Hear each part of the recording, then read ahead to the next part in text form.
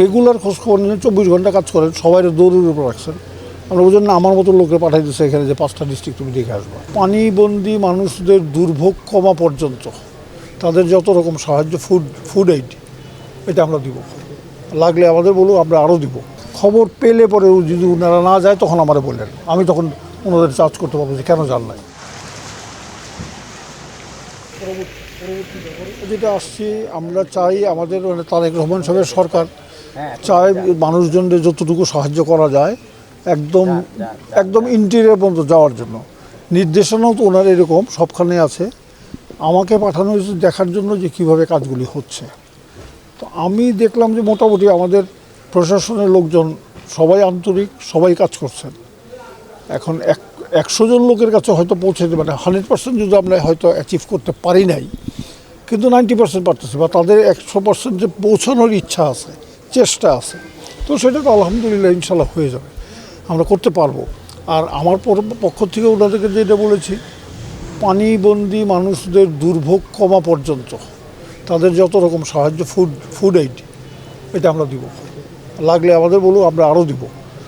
কিন্তু ওদেরকে ওই পর্যন্ত, মানে বন্যাটা চলে যাওয়া পর্যন্ত সাহায্যটা সরকার থেকে দিব, সেটা যেন পৌঁছায় দেয় ওরা। প্রাইম মিনিস্টার আসলে আজকেও কথা বললেন, আপনার সাথে কী নির্দেশনা দিচ্ছেন, মানে কী খোঁজখবর নিচ্ছেন?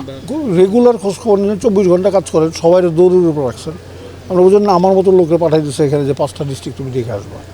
আমার কাজ তো ত্রাণ দেওয়াও না, কিছুই না। কীভাবে কাজ হচ্ছে, ঠিক মতো হচ্ছে কিনা সেটা আমি ওনাকে রিপোর্ট করবো। ওনার সঙ্গে প্রত্যেক দিনই কথা হয়, প্রত্যেক দিনই খবর নেন। এটা আসলে বন্যা অনেকদিন হয়ে গেল এবং আশঙ্কা করা হচ্ছে যে আরও থাকবে, আসতে পারে। সেই জায়গায় আসলে আপনাদের প্রস্তুতি রাখবেন? আমাদের প্রস্তুতি আছে। আমরা 10 দিন লাগলে 10 দিন আমরা লোকজনকে দেখে রাখবো, ওই প্রস্তুতি আমাদের আছে। বন্যা পরবর্তী কী ধরনের পদক্ষেপ? বন্যা পরবর্তী ওটার জন্য আমাদের প্রিপেয়ারনেস আছে। বন্যা পরবর্তী তো অন্যরকম হবে, তখন মানুষের ঘর বাড়ি ঠিক করতে হবে, মানুষের ফসল ওইটাও রিহ্যাবিলিটেশন করতে হবে, গরু ছাগল মানুষের হারাই যাবে সেটাও দেখতে হবে। ওটা করবো, আমাদের ইচ্ছা আছে। এবারে ওখানে প্রস্তুতি কিছু করার নাই। টিন আছে, টিন থাকবে, মানে ঘর বাড়ি করার সরঞ্জাম ডিসির কাছে দিয়ে রাখবো, যখন যেটা লাগবে। ওইটা তো একদিনে হবে না, ওইটা কন্টিনিউয়াস প্রসেস হবে। মাননীয় প্রতিমন্ত্রী, আপনি জানেন যে আসলে এখানে প্রশাসনিকভাবে সব করা হচ্ছে, তো আমরা অনেক জায়গায় যাচ্ছি, ত্রাণ না পাওয়ার অভিযোগ পাচ্ছি, মানুষের মধ্যে দুঃখ কষ্ট দেখছি, ভোগান্তি দেখছি। নতুন সরকার, তাদের এক্সপেকটেশন অনেক হাই। তো আপনারা প্রশাসনের দিকে আপনাদের সেই গতিশীলতা বাড়ানোর জন্য তাগিদ কেন দিচ্ছেন না, বা কেন না?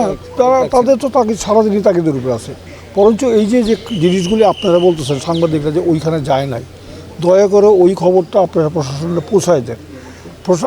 আমাদের তো মেশিনারি তো, মানে প্রশাসনের তো হাত পা লিমিটেড, তো সব জায়গায় যেতে পারে না। খবর পেলে পরে যদি ওনারা না যায় তখন আমারে বললেন, আমি তখন ওনাদের চার্জ করতে পারবো যে কেন জান নাই। ওনাদের কিন্তু নির্দেশ দেওয়া আছে, এবং আমি ওনাদের সঙ্গে এই যে 4টা ডিস্ট্রিক্ট ঘুরলাম, সবারই দেখলাম কাজ করার ইচ্ছা আছে।